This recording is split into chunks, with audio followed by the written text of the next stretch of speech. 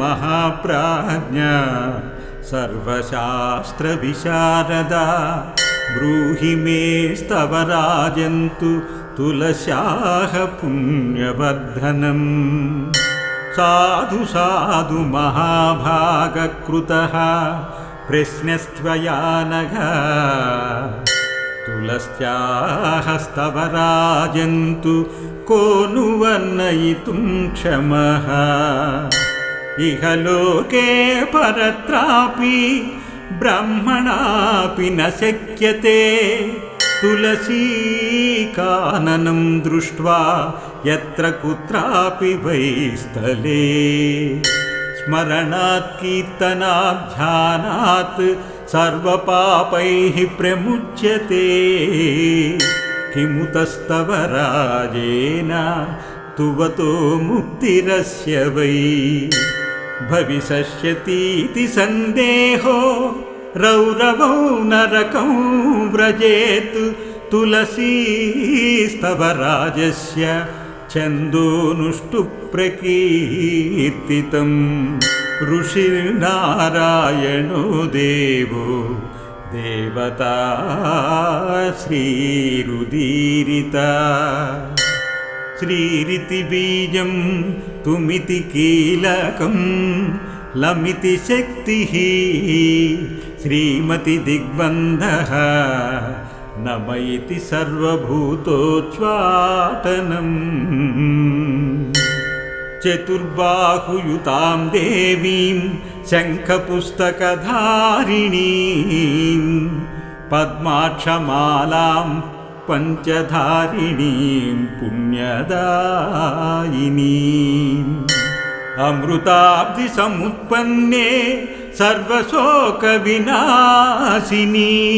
सर्वसौभाग्यदात्री त्वं तुलसीरक्षणं कुरु दक्षिणे लोकविख्याते विष्णुधृतशरीरिणी विश्वरूपी विश्वकर्त्री तुलसीरक्षणं कुरु सर्वलोकमयी पूज्ये सर्वसम्पत्प्रदायिनी सर्वतापप्रशमनी तुलसीरक्षणं कुरु महितालोकपूज्या च महिषासुरभञ्जनी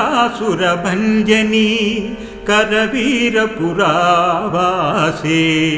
तुलसीरक्षणं कुरु मायावती भगवती महिला भद्रकालिका मोहिनी संगता शौरी तुलसीरक्षणं कुरु महालक्ष्मी महाकाली सर्वत्र विजया जया अशरीरि शरीरी च तुलसीरक्षणं कुरु ब्रह्माणी शङ्करी सौम्या वैष्णवी च स्वधा तथा देवसेना महारौद्री तुलसीरक्षणं कुरु चामुण्डा चञ्चला भीमा रेणुका मारिका तथा पद्माक्षी पञ्चमाला च तुलसीरक्षणं कुरु शुभाशुभप्रदात्री त्वं वृषभासुरभञ्जनी वञ्जुला जर्झरी क्रूरा तुलसीरक्षणं कुरु अतिगुह्यतमं दिव्यं पुत्रपौत्रप्रवर्धनं नास्तिकाय प्रदेयं ना भक्ताय कदाचन शुश्रूषवे च भक्ताय प्रदेयं हितमिच्छता विष्णुभक्ताय पूजाय वैराग्यगुणशालिनी भृगुवारे भौमवारे प्रदोषे च विशेषतः प्रभाते सर्वदा जप्यं लिखित्वा पुस्तकं यदि स्थापितं पूजितं चेत्सात् सर्वरोगैः प्रमुच्यते। महालक्ष्मीः सिन्धुतीरे विष्णुना प्रभविष्णुना सापि विधये प्रोक्तवती तेनोक्तं नारदाय वै। नारदः प्रोक्तवान् मह्यं तदेतत् प्रोक्तवानहम्। एवं परम्परा प्राप्तं सर्वशास्त्रार्थसङ्ग्रहं तुलसी कवचं पुण्यं तस्मात् स्तोत्रं महात्फलम्। तस्मात् कोटिगुणं पुण्यं तुलसीस्तवराजतः पुत्रार्थी पुत्रमाप्नोति राज्यार्थी राज्यमाप्नुयात्। किन्तेन बहुनोक्तेन मोक्षार्थी मोक्षमाप्नुयात्। सप्तद्वीपवतीं पृथ्वीं दत्त्वा यत्फलमाप्नुयात् तत्फलं समवाप्नोति तुलसीपत्रदानतः। सूत महाप्राज्ञा सर्वशास्त्रविशारदा ब्रूहि मे स्तव राजन्तु तुलस्याः पुण्यवर्धनम्। साधु साधु महाभागकृतः प्रश्नस्त्वया नघ तुलस्याः स्तव राजन्तु को नु वर्णयितुं क्षमः।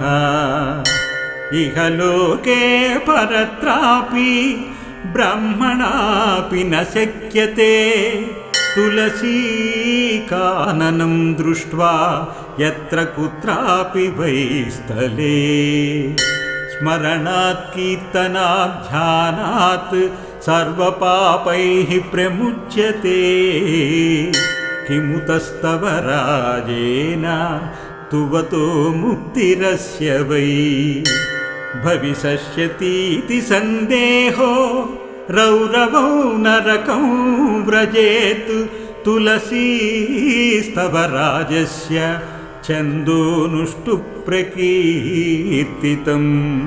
ऋषिर्नारायणो देवो देवता श्रीरुदीरिता। श्रीरिति बीजं तुमिति कीलकं लमिति शक्तिः श्रीमति दिग्बन्धः नम इति सर्वभूतोच्चाटनम्। चतुर्बाहुयुतां देवीं शङ्खपुस्तकधारिणीं पद्माक्षमालां पञ्चधारिणीं पुण्यदायिनीम्। अमृताब्धिसमुत्पन्ने सर्वशोकविनाशिनी सर्वसौभाग्यदात्री त्वं तुलसीरक्षणं कुरु। दक्षिणे लोकविख्याते विष्णुधृतशरीरिणी विश्वरूपी विश्वकर्त्री तुलसीरक्षणं कुरु। सर्वलोकमयी पूज्ये सर्वसम्पत्प्रदायिनी सर्वतापप्रशमनी तुलसीरक्षणं कुरु। महितालोकपूज्या च महिषासुरभञ्जनी करवीरपुरावासे तुलसीरक्षणं कुरु। मायावती भगवती महिला भद्रकालिका मोहिनी संगता शौरी तुलसीरक्षणं कुरु। महालक्ष्मी महाकाली सर्वत्र विजया जया अशरीरि शरीरी च तुलसीरक्षणं कुरु ब्रह्माणी शङ्करी सौम्या वैष्णवी च स्वधा तथा देवसेना महारौद्री तुलसीरक्षणं कुरु चामुण्डा चञ्चला भीमा रेणुका मारिका तथा पद्माक्षी पञ्चमाला च तुलसीरक्षणं कुरु शुभाशुभप्रदात्री त्वं वृषभासुरभञ्जनी वञ्जुला जर्झरी क्रूरा तुलसीरक्षणं कुरु अतिगुह्यतमं दिव्यं पुत्रपौत्रप्रवर्धनं नास्तिकाय प्रदेयं न भक्ताय कदाचन शुश्रूषवे च भक्ताय प्रदेयं हितमिच्छता विष्णुभक्ताय पूजाय वैराग्यगुणशालिनी भृगुवारे भौमवारे प्रदोषे च विशेषतः प्रभाते सर्वदा जप्यं लिखित्वा पुस्तकं यदि स्थापितं पूजितं चेत्सात् सर्वरोगैः प्रमुच्यते महालक्ष्मीः सिन्धुतीरे विष्णुना प्रभविष्णुना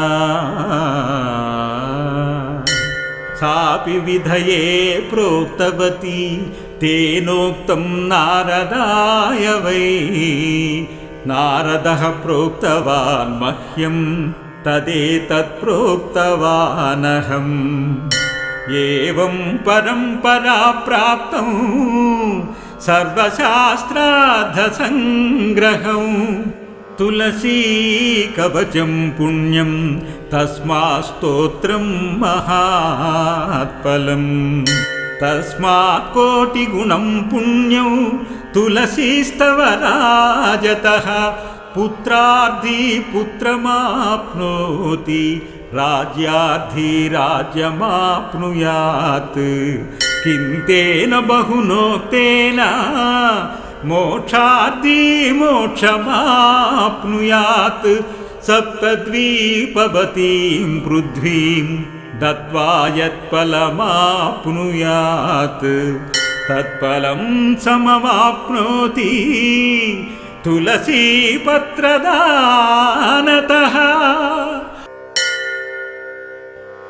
सूत महाप्राज्ञा सर्वशास्त्रविशारदा ब्रूहि मे स्तव राजन्तु तुलस्याः पुण्यवर्धनम् साधु साधु महाभागकृतः प्रश्नस्त्वया नघ तुलस्याः स्तव राजन्तु को नु वर्णयितुं क्षमः इह लोके परत्रापि ब्रह्मणापि न शक्यते तुलसीकाननं दृष्ट्वा यत्र कुत्रापि वै स्थले स्मरणात् कीर्तनात् ध्यानात् सर्वपापैः प्रमुच्यते किमुतस्तव राजेन तुवतो मुक्तिरस्य वै भविष्यतीति सन्देहो रौरवौ नरकं व्रजेत् तुलसीस्तव राजस्य छन्दोनुष्टु प्रकीर्तितम् ऋषिर्नारायणो देवो देवता श्रीरुदीरिता श्रीरिति बीजं तुमिति कीलकं लमिति शक्तिः श्रीमति दिग्बन्धः नम इति सर्वभूतोच्चाटनम् चतुर्बाहुयुतां देवीं शङ्खपुस्तकधारिणीं पद्माक्षमालां पञ्चधारिणीं पुण्यदायिनीम् अमृताब्धिसमुत्पन्ने सर्वशोकविनाशिनी सर्वसौभाग्यदात्री त्वं तुलसीरक्षणं कुरु। दक्षिणे लोकविख्याते विष्णुधृतशरीरिणी विश्वरूपी विश्वकर्त्री तुलसीरक्षणं कुरु। सर्वलोकमयी पूज्ये सर्वसम्पत्प्रदायिनी सर्वतापप्रशमनी तुलसीरक्षणं कुरु। महितालोकपूज्या च महिषासुरभञ्जनी करवीरपुरावासे तुलसीरक्षणं कुरु। मायावती भगवती महिला भद्रकालिका मोहिनी संगता शौरी तुलसीरक्षणं कुरु। महालक्ष्मी महाकाली सर्वत्र विजया जया अशरीरि शरीरी च तुलसीरक्षणं कुरु। ब्रह्माणी शङ्करी सौम्या वैष्णवी च स्वधा तथा देवसेना महारौद्री तुलसीरक्षणं कुरु।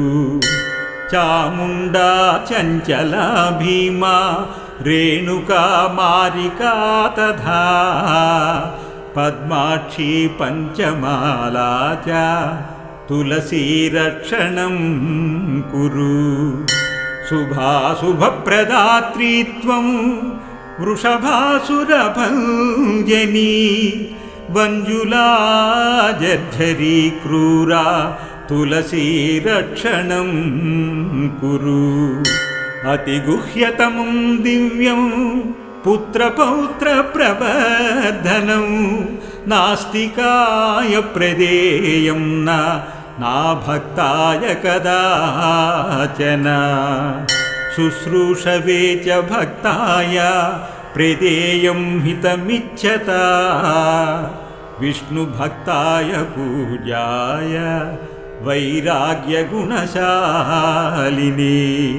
भृगुवारे भौमवारे प्रदोषे च विशेषतः प्रभाते सर्वदा जप्यं लिखित्वा पुस्तकं यदि स्थापितं पूजितं चेत्सात् सर्वरोगैः प्रमुच्यते।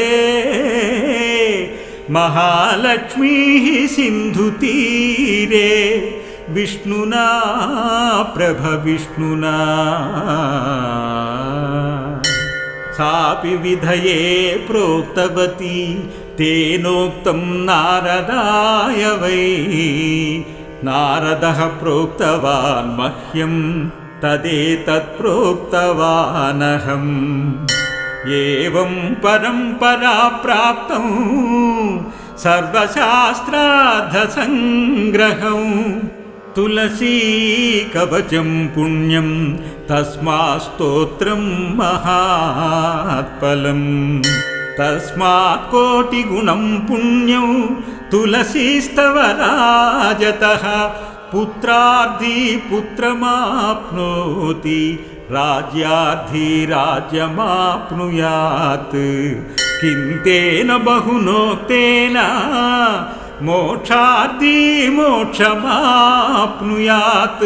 सप्तद्वीपवतीं पृथ्वीं दत्त्वा यत्फलमाप्नुयात् तत्फलं समवाप्नोति तुलसीपत्रदानतः। इति ब्रह्मपुराणान्तर्गतः तुलसीस्तवराजः सम्पूर्णः सम्पूर्णः।